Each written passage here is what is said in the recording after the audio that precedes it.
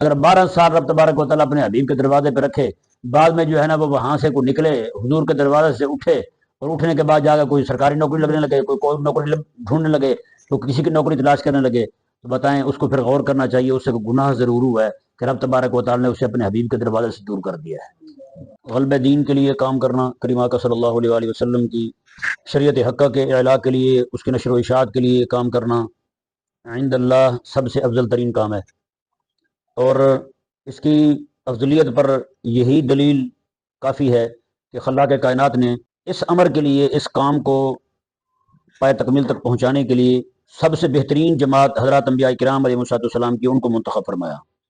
سب سے بہترین جماعت کو اللہ تبارک و تعالیٰ نے منتخب فرمایا۔ کائنات عالم میں سب سے عظیم ترین ہستی میرے آقا صلی اللہ علیہ وآلہ وسلم کی، تو اللہ تبارک و تعالیٰ نے ان کے بھی یہی کام سپرد فرمایا تھا۔ میرے آقا علیہ السلام بھی یہی کام کیا کرتے تھے۔ اللہ اکبر۔ تو بخاری شریف جو ہے اس کے جو مصنف ہیں حضرت سیدنا امام بخاری رحمہ اللہ، آپ بھی یتیم تھے جی، آپ کی اماں جو ہیں آپ کو لے جاتی ہیں مکہ مکرمہ میں، وہیں جا کے چھوڑتی ہیں۔ عمر کتنی تھی آپ کی؟ بعض روایت میں تو یہ ملتا ہے کہ 10 سال بھی عمر نہیں تھی پوری، آپ کی اماں جو ہے نا آپ کو وہیں چھوڑ کے واپس آ گئیں جی، اپنے علاقے میں تشریف لے آئیں۔ تو امام بخاری رحمہ اللہ وہیں مکہ مکرمہ میں رہ کر کے آپ کریم آقا صلی اللہ علیہ وآلہ وسلم کی حدیث شریف پڑھنے لگے۔ اور اسی طرح حضرت سیدنا امام احمد بن حنبل رضی اللہ تعالیٰ عنہ، آپ کی پرورش بھی آپ کی والدہ کرتی، آپ کے والد بھی وفات پا گئے تھے آپ کے بچپن میں ہی۔ امام احمد بن حنبل رضی اللہ تعالیٰ عنہ جو ہیں، آپ بھی اتنا بڑا امام بنتا ہے، یتیمی کی زندگی پاتے ہیں، اور حالت یتیمی میں آپ پڑھنے شروع کرتے ہیں، اور اتنا پڑھا امام احمد بن حنبل رضی اللہ تعالیٰ عنہ نے، خلاق کائنات نے اتنا بڑا آپ سے کام لیا کہ جب سارے لوگ جو ہے کئی رخصت پر عمل کر گئے، کئیوں کے عقیدے بگڑ گئے، کئی کچھ کر گئے، اکیلے امام احمد بن حنبل رضی اللہ تعالیٰ عنہ بچتے ہیں، اور غلبہ حق کے لیے، دفاع عقیدہ اہل سنت کے لیے، دفاع عقیدہ اسلام کے لیے امام احمد بن حنبل رضی اللہ تعالیٰ عنہ اکیلے آپ بچتے ہیں۔ امام احمد بن حنبل رضی اللہ عنہ اکیلے بچتے ہیں۔ یہ کون ہے؟ یتیم پیدا ہوئے تھے، آپ کے ابا جی کا وصال ہو گیا، تو امام احمد بن حنبل رضی اللہ تعالیٰ عنہ جو ہیں، کبھی آپ نے یعنی یہ نہیں سوچا کہ یار میں ایام کیسے گزار رہا ہوں، میں نہیں پڑھوں گا تو اماں کا کیا بنے گا، کماؤں گا نہیں تو کھاؤں گا کیسے، ایسی بات بالکل ذہن میں نہیں آئی۔ اللہ اکبر۔ امام احمد بن حنبل رضی اللہ، باقی ائمہ کو دیکھ لیں کتنے سارے ائمہ، امام ابن حجر رحمہ اللہ، آپ کی تو اماں بھی فوت ہو گئی تھی، ابا بھی فوت ہو گئے تھے، آپ کی پرورش آپ کی بہن نے کی ہے، امام ابن حجر رحمہ اللہ کی، اور بہن نے پالا ہے، اور بھائی جو ہے وہ شیخ الاسلام بنا اپنے وقت، کتنا بڑا کام کیا ہے۔ تو یہ ہماری تاریخ ہے، سچی کہہ رہا ہوں، کام انہوں نے کیا ہے جو کمزور تھے، ہے نہیں؟ آج اتنی سہولیات آ گئی ہیں ہمارے پڑھنے والے بچوں کے لیے، جتنی سہولیات آئی ہیں اتنا علم کا فقدان ہو گیا، علم رخصت ہو گئے، وہ محنت، وہ کوشش، وہ ساری محنت ہوتی تھی ساری وہ ختم ہو گئی۔ وہ ایک وقت تھا، حضرت جو ہیں صاحب بہاری شریعت، ان کے شاگرد بنے جا کے محدث اعظم مولانا سردار احمد رحمہ اللہ، یہاں لال پور سے جاتے ہیں بریلی شریف، وہاں جا کے وہ فرماتے ہیں کہ رات کو باہر حکومت کی لائٹ چلتی تھی، اس لائٹ میں، اس کی روشنی میں بیٹھ کے اپنی کتاب حل کیا کرتے تھے، اور آج تو الحمدللہ اللہ تعالیٰ کا فضل ہے، ایک ایک شاید بڑی فراوانی کے ساتھ حاصل ہے ہمیں، تو آج تو وہ لائٹ کی کمی کو نہیں، مطالعے کی کمی ہے، پڑھنے کی کمی ہے، باقی ساری چیزیں کم ہو گئی ہیں، سہولیات وہ اس سے بھی کئی گنا آگے بڑھ چکی ہیں۔ اور اللہ اکبر، یہ ہمارے بزرگوں کا شوق تھا، انہوں نے کیسی محنت کی، کیسی جد و جہد کی، اور کس طرح کر کے اللہ تبارک و تعالیٰ نے پھر ان سے کام لیا۔ شیخ محقق رحمہ اللہ کو دیکھ لیں، شیخ عبداللہ محدث دہلوی رحمہ اللہ، یہ بھی ارادہ کر کے جاتے ہیں مدینہ شریف وہاں رہنے کے لیے کہ میں وہی رہوں گا۔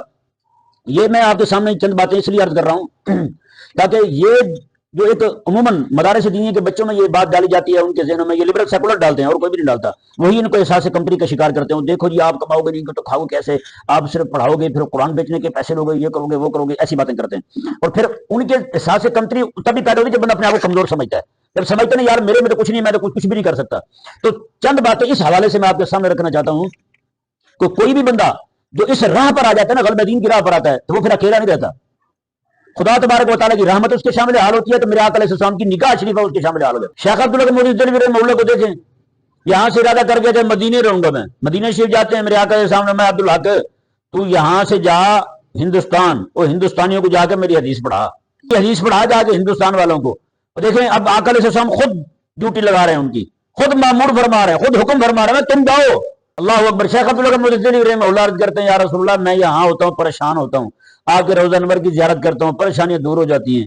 اللہ اکبر۔ حضور کیسے تربیت فرماتے ہیں، میرے آقا علیہ السلام نے فرمایا عبدالحق تو یہاں سے جا، جب بھی پریشان ہوا کرے گا نا وہاں مجھے دیکھا کرے گا، تو میں زیارت کروایا کروں گا۔ کام کر بس، کام کرنے والا بندہ ہو، مالک خود کرم فرماتے ہیں، ہاں بندہ بیٹھ جائے بس۔ تو شیخ عبداللہ محدث دہلوی رحمہ اللہ جناب اس طرح کر کے آپ وہاں سے یہاں آتے ہیں، کام لیا، پھر کریم آقا صلی اللہ علیہ وسلم نے ان سے حدیث شریف کا سب سے پہلا استاد جو ہے وہ جہاں ہندوستان میں آتے تو عبدالحق محدث دہلوی رحمہ اللہ بندہ ہے. اتنا بڑا محدث جو ہے، اتنا عظیم محدث کریم آقا علیہ السلام کے کہنے پر یہاں آ رہے ہیں. اور اس طرح کر کے ہمارے باقی ہندوستان کے ایک بہت بڑے محدث تھے، ہمارے استاد سنایا کرتے تھے یہ بات.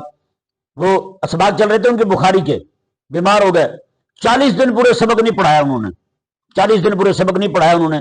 بخاری کا کہہ کے چلے گئے بچوں کو، لیکن دوسرے دن کیا ہوا، سبق کے لیے استاد صاحب بیٹھے ہوئے. تیسرے دن سبق ہو رہا ہے، چوتھے دن سبق ہو رہا ہے. 40 دن کے بعد استاد صاحب کہنے لگے ہاں بھی سبق کھولو کہاں ہے. استاد جی جہاں کل چھوڑا تھا وہی ہوگا. میں نہیں، 40 دن نہیں آیا یہاں، ہمارا تو سبق روز ہوتا رہا، ہمارا تو سبق روز ہوتا رہا. اللہ اکبر کبیرہ. جب مراقبہ کیا تو کریم آقا علیہ السلام نے فرمایا کہ تیرے بچوں کے سبق کا ناغہ ہوتا ہم ہی آتے رہے پڑھانے کے لیے. تخت تھا ان کا، وہ فوراً جناب چھلانگ لگائی نیچے اتر گئے. وہ تخت جو ہے فوراً انہوں نے جناب اپنی دیوار کے ساتھ اس طرح کر کے اس کو مزین کر دیا، سجا دیا کہ یہ آقا علیہ السلام اس پہ 40 دن تشریف فرما رہے ہیں، اب اس پہ کسی بندے کا پاؤں نہیں جانا چاہیے. کرنے والا بندہ ہو یار، ایسا کیسے ہو سکتا ہے؟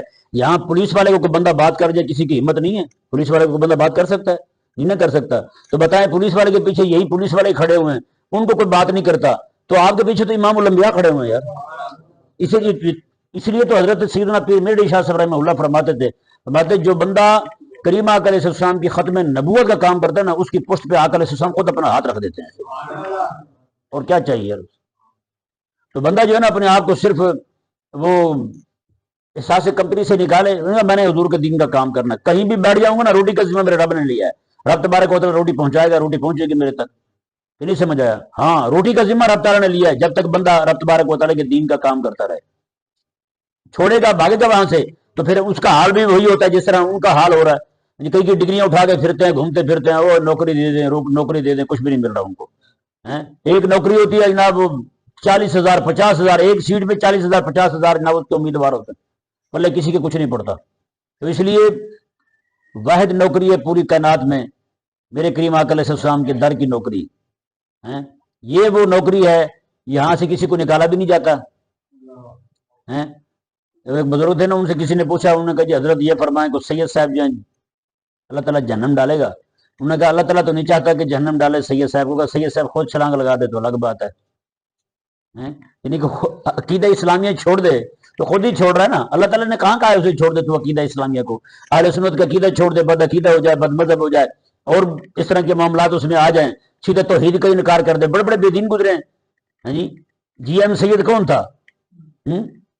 سندھ کا تھا نا، اور اتنا بڑا نیچری تھا، لبرل قسم کا بندہ تھا، سیکولر تھا، فیمنسٹ تھا وہ. اور اس نے لادینیت کی تبلیغ کی ہے یہاں پر. اللہ اکبر. تو اس طرح کر کے جو بھی بندہ اس راہ پر کھڑا ہو جاتا ہے نا، کریم آقا صلی اللہ علیہ وسلم کی توجہ اس سے حاصل ہو جاتی ہے، کیونکہ وہ حضور کا کام کر رہا ہے.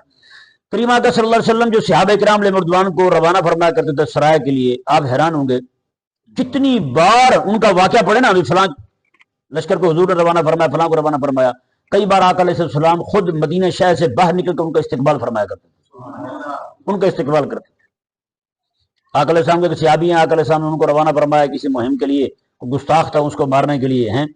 وہ جیسے وہ آنے لگے نا تو آقا علیہ السلام مدینہ شریف سے باہر تشریف لے آئے. وہ سامنے آنے لگے، آقا علیہ السلام نے دیکھتے ہی فرمایا، میرے آقا علیہ السلام یہ وہ چہرے آ رہے ہیں جن کو اللہ نے کامیابی عطا فرمائی ہے. ابھی تک آپ انہوں نے کچھ بتایا نہیں کہ یا رسول اللہ صلی اللہ علیہ وسلم ہمارے ساتھ کیا معاملہ پیش ہے. اللہ اکبر. میرے آقا علیہ السلام نے دیکھتے ہی فرمایا، یہ وہ چہرے آ رہے ہیں جن کو میرے اللہ نے کامیابی عطا فرمائی. حضرت سیدنا امام احمد بن حنبل رضی اللہ تعالیٰ عنہ، آپ جب کھڑے ہوئے نا غلبہ حق کے لیے، تو امام شافعی رضی اللہ تعالیٰ عنہ آپ نے 2 بار حجاز کا سفر کیا تھا. ایک بار سفر کر کے واپس آنے لگے تو اپنے استاد کو ملے، امام محمد رضی اللہ تعالیٰ عنہ کو، امام محمد بن حسن الشیبانی رحمہ اللہ کو ملے. اور دوسری بار جب سفر کر کے تو امام احمد بن حنبل کو ملے. امام احمد بن حنبل رضی اللہ تعالیٰ عنہ کو مل کر کے جب واپس آئے نا تو راستے میں آپ نے خواب دیکھا. مصر میں پہنچے ہی ہیں آپ ابھی، فوراً آپ خواب دیکھتے ہیں. میرے آقا علیہ السلام نے ارشاد فرمایا، بشر احمد، میں کہ احمد کو خوشخبری دو، علی بلوا تصیبہ، اسے تکلیف پہنچے گی، بلوا ہوگا، تکلیف اسے پہنچے گی. خوشخبری کیا دینی ہے؟ تو میں اسے کہنا کہ اس تکلیف پر استقامت کا مظاہرہ کرے، میرا اللہ اسے جنت عطا فرمائے گا. یہ خوشخبری دینی. امام شافعی رضی اللہ تعالیٰ عنہ جو ہے یہ بات سنتے ہی آپ آئے اپنے مجمع میں، اپنے بچے شاگردوں میں بیٹھ گئے، فرمانے لگے ہاں، اپنے شاگردوں کو فرمانے لگے ہاں بھائی یہ مصر سے کون جائے گا بغداد اور جا کر کے احمد بن حنبل کو خوشخبری سنائے یہ والی، امام بن حنبل رضی اللہ تعالیٰ عنہ کو جا کر خوشخبری سنائے یہ والی کہ آقا علیہ السلام نے یہ پیغام بھیجا تیرے نام۔ تو سارے کہنے لگے ہم جاتے ہیں ہم جاتے ہیں۔ تو وہاں امام طحاوی حنفی رحمہ اللہ کے ماموں بیٹھے ہوئے تھے، ہاں جی، وہ کہنے لگے جی حضور میں جاتا ہوں۔ حضرت امام شافعی رضی اللہ تعالیٰ عنہ نے بھی آپ کو خط لکھ کے دیا، میں کہ یہ خط ہے اور یہ لے جاؤ اور جا کر کے احمد کو دے دو تم۔ امام احمد بن حنبل رضی اللہ تعالیٰ عنہ کی طرف خط لے کے روانہ ہوتے ہیں، امام شافعی کے شاگرد اور امام طحاوی رحمہ اللہ کے ماموں، ہاں جی، خط لے کے آپ مزنی آپ کو کہتے تھے، تو امام مزنی رحمہ اللہ جو ہے وہ خط لے کے وہاں سے روانہ ہوتے ہیں۔ پہنچتے ہیں جب آپ بغداد شریف میں تو لوگوں سے پوچھ رہے ہیں کہ امام احمد کا گھر کدھر ہے، لوگوں نے بتایا کہ یہ گھر ہے امام احمد بن حنبل رضی اللہ تعالیٰ عنہ کا۔ وہاں پہنچتے ہیں تو جا کر کے انہیں کہا کہ یہ میں خط لے کر آیا ہوں۔ امام احمد بن حنبل رضی اللہ تعالیٰ نے بھی خط کھولا نہیں ہے، میں تجھے پتہ ہے اس میں کیا لکھا ہوا ہے؟ انہوں نے کہا مجھے تو پتہ کوئی نہیں۔ تو انہوں نے فوراً خط کھولا، کھولنے کے بعد جو ہے نا وہ امام مزنی رحمہ اللہ فرماتے ہیں کہ امام احمد بن حنبل خط پڑھتے جا رہے ہیں اور رو ایسے رہے جیسے بچے روتے ہیں، ایسے روتے جیسے بچے روتے ہیں۔ اللہ اکبر کبیر۔ اگلے الفاظ امام احمد بن حنبل رضی اللہ تعالیٰ کے وہ ذرا آپ غور فرمائیں، جس بات کے لیے میں نے یہ آپ کو پورا قصہ سنایا نا وہ الفاظ انتہائی قابل غور ہیں۔ آپ فرماتے ہیں کہ امام احمد بن حنبل رضی اللہ تعالیٰ عنہ آپ فرماتے ہیں کہ یار مجھے لگتا ہے میرے میں کوئی کمی رہ گئی ہے، میرے میں کوئی کمزوری ہے، جس لیے آقا علیہ السلام نے مجھے یہ پیغام بھیجا ہے مجھے مضبوط کرنے کے لیے، میرے میں کوئی کمزوری رہ گئی ہے، ہاں جی، اللہ اکبر۔ یہ دیکھیں وبشرہ بہ بقا، جیسے خوشخبری پہنچی تو امام رونے لگے۔ لعل النبی صلی اللہ علیہ وسلم استشعر بی ضعفا وخشوعا، فرماتے ہیں کہ آقا علیہ السلام نے مجھ میں کوئی کمزوری دیکھی ہے، حضور کو پتہ چلا کہ میرے اندر کمزوری ہے، تو اس لیے آقا علیہ السلام نے مجھے یہ خط روانہ فرمایا، یعنی مجھے پیغام بھیجا ہے کہ احمد کو جا کے کہو۔ کہتے ہیں ایسے نہیں کہ اکیلی خوشخبری سنانے کے لیے آپ کو بھیجا گیا، بلکہ میرے اندر جو کمزوری تھی اس کمزوری کو دور کرنے کے لیے بھیجا گیا آپ کو، اس لیے آقا علیہ السلام نے میرے استاد امام شافعی رضی اللہ تعالیٰ عنہ کو فرمایا۔ آپ سوچ سکتے ہیں کہ وقت کا اتنا بڑا امام ہو، ہاں جی، اور وہ غلبہ حق کے لیے اپنے آپ کو پیش کر رہا ہو، ہاں جی، اس میں کو کمزوری آ جائے، کمزوری مطلب ہے کہ غلبہ حق کے لیے اور کوئی کمزوری نہیں، غلبہ حق کے لیے جو کمزوری ایک طرح کی، یعنی کہ ان سے ہو سکتا تھا کہ کسی معاملے میں تھوڑا سا لچک دکھا جائیں۔ اللہ اکبر کبیرہ۔ میرے آقا علیہ السلام نے یہ پہلے پیغام بھجوا دیا، میں کہ احمد ہم تیری پشت پہ کھڑے ہوئے، تم قابو رہنا، تم قابو رہنا۔ اب دیکھیں ہو یہ بھی سکتا تھا، آقا علیہ السلام جو ہیں وہ مدد فرمانے والے ہیں اور کرم فرمانے والے ہیں، حضور فرماتے ہیں کہ نہیں جی احمد تجھے تکلیف نہیں ہوگی، ہم تجھے چھڑا دیتے ہیں، لیکن آقا علیہ السلام نے فرمایا کہ احمد یہ تکلیف تجھے پہنچے گی، اس تکلیف پہ تم صبر کرنا، غلبہ حق کے لیے کھڑے رہنا، غلبہ دین کے لیے، میرا اللہ تمہیں جنت عطا فرمائے۔ اتنی بڑی بات ہے۔ امام احمد بن حنبل رضی اللہ تعالیٰ عنہ آپ فرماتے ہیں کہ استشعر رسول اللہ صلی اللہ علیہ وآلہ وسلم بی ضعفا، آقا علیہ السلام کو میرے میں کمی محسوس ہوئی، میرے اندر کمی ہے۔ ہمارے لیے اس میں سبق کیا ہے؟ ہمارے لیے اس میں سبق یہ ہے ہمارے اندر بھی کوئی ایسی بات ہے تو ہمیں بھی یہ نہیں چاہیے کہ ہم کام چھوڑ دیں، کام کرتے جائیں، ہاں جی، کریم آقا علیہ السلام کی مدد جو ہے وہ ساتھ ہی کھڑی ہوگی انشاءاللہ عز و جل۔ ہاں کام کرنے والے بنے بس۔ اور یہاں پہ ایک بات اور بھی ہے، قربانی دے رہے ہیں امام احمد بن حنبل، مارے کھا رہے ہیں امام احمد بن حنبل، خواب میں زیارت امام شافعی کو ہو رہی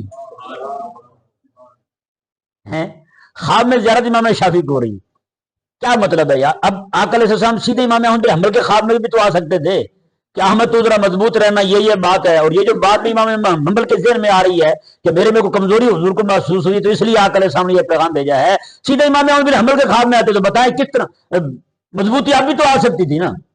لیکن اللہ اکبر کبیرہ، اس سے یہ بھی معلوم ہوتا ہے کہ محبوب جو ہوتے ہیں نا وہ بھی غلاموں کو دیکھتے ہیں،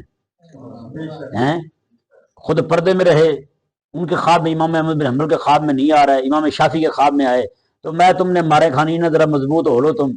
پھر کسی نے کیا دیکھا امام احمد بن حنبل کی وفات کے بعد، قربان جائیں، امام احمد بن حنبل رضی اللہ عنہ کی وفات کے بعد پوچھا ما فعل اللہ بک، اللہ نے آپ کے ساتھ کیا کیا ہے؟ فرمایا یار اللہ تبارک و تعالیٰ نے اپنا دیدار میرے لیے مباح کر دیا ہے، رب تعالیٰ نے مجھے فرمایا جتنا مرضی دیکھ مجھے۔ سبحان اللہ۔ تو امام احمد بن حنبل رضی اللہ تعالیٰ عنہ کسی نے دیکھا بعد وفات کے، تو آپ جو ہے نا سونے کے نالین پہنے ہوئے اور بڑے جناب جس طرح فخر کے ساتھ نہیں چلتے بندہ اتراتا ہوا چلتا ہے، اس طرح جناب امام بن حنبل رضی اللہ تعالیٰ عنہ چل رہے ہیں۔ میں کہا ہاں جی کیا بنا ہے تیرے ساتھ؟ انہوں نے کہا رب تعالیٰ کے قرآن کی ناموس پر میں نے پہرا دیا تھا، میرے رب نے مجھے معاف فرما دیا ہے۔ ہاں جی اللہ اکبر۔ تو حضرت سیدنا امام احمد بن حنبل رضی اللہ تعالیٰ عنہ جو ہیں، اب آپ نے دیکھا آقا علیہ السلام کے غلام ہیں حضرت کعب بن مالک، جب ان کے پاس حضور کے صحابی خبر لے کے جاتے ہیں کہ آقا علیہ السلام نے تمہیں معاف کر دیا، رب نے قرآن نازل کر دیا ہے، تو حضرت کعب رضی اللہ تعالیٰ عنہ فرماتے ہیں مجھے اتنی خوشی چڑھی کہ میرے پاس تو کچھ تھا ہی نہیں کہ میں اس کو کیا دوں، اتنی بڑی خبر لایا ہے یہ۔ فرماتے ہیں کہ میں نے اپنی قمیض اتاری، وہی قمیض ہی دے دی اس کی طرف، ایسے پھینکی۔ میں نے کہا یار یہ لے جائی نام ہے تیرا۔ امام بن حنبل رضی اللہ تعالیٰ کے پاس 2 قمیضیں تھی اور دونوں ہی پہنی ہوئی تھی آپ نے ایک قمیض جو ہے نا وہ اتاری، فرمایا یار یہ لے جا تو میرے حبیب کا پیغام لایا ہے میری طرف، یہ لے جا اپنی قمیض جب دی نا ان کو، تو وہ لے کے آئے، آ کر کے پہنچے امام شافعی رضی اللہ عنہ کے پاس۔ امام شافعی رضی اللہ عنہ بھی پھر استاد تھے، محدث سے، چونکہ وہ حدیث کو جاننے والے تھے، انہیں بھی پتہ تھا جس کے پاس بھیجا ہے وہ بھی عمل کرنے والا ہے حدیث پر۔ میں بتا یار کیا دیا ہے اسے، احمد نے کیا دیا تم نے؟ انہوں نے کہا جی اور تو کچھ نہیں دیا، اپنی قمیض اتار کر دی ہے۔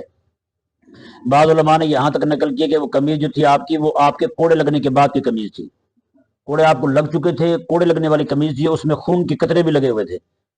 قمیض جب لائے نا، وہ خادم نے کہا، امام مزنی رحمہ اللہ وہ کہنے لگے جی قمیض دی ہے انہوں نے۔ تو امام شافعی رضی اللہ نے فرمایا وہ قمیض کو تو چونکہ حق تمہارا ہے، اب وہ تو میں نہیں لے سکتا، لیکن تھوڑی دیر کے لیے مجھے قمیض دے دو۔ وہ قمیض آپ نے لی، امام شافعی رضی اللہ نے اس قمیض کو پانی میں دھویا، دھونے کے بعد قمیض ان کو واپس کر دی، پانی جو تھا آدھا آپ نے پی لیا، آدھا پانی اپنے جسم پر مل لیا۔ انہوں نے شاگردوں نے کہا حضور یہ کیا کر رہے ہیں؟ میں تمہیں نہیں پتا یہ رب تعالیٰ کے قرآن کی ناموس پر پہرا دینے والے بندے کی قمیض ہے، اس قمیض کی شان جو ہے نا وہ برا البرا ہے۔ اللہ اکبر۔ امام شافعی رضی اللہ تعالیٰ عنہ جو ہے امام احمد بن حنبل رضی اللہ تعالیٰ عنہ کی قمیض مبارکہ جو ہے نا، آپ نے فرمایا کہ تمہیں کیا پتا ہے اس قمیض کی قدر کا؟